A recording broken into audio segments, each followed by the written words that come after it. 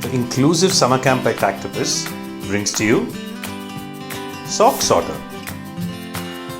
You'll need 6 to 10 pairs of socks of different patterns and colors and a plain patternless surface to work on.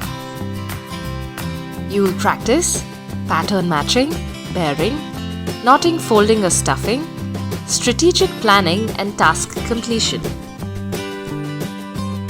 So first, let's mix up all the socks in a large basket. Now it's time to match each sock to its pair by laying one on top of the other. Depending on what you prefer, knot, fold or stuff them together as pairs.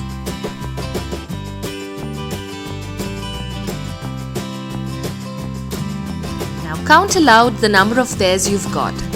1, 2, 3, 4, 5, 6. You can add in a bonus game of aiming and shooting.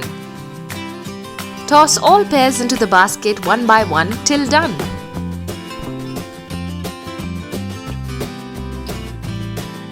Bravo! You are now an amazing sock sorter. Take a video or a selfie and tag us. Follow, like, comment and share.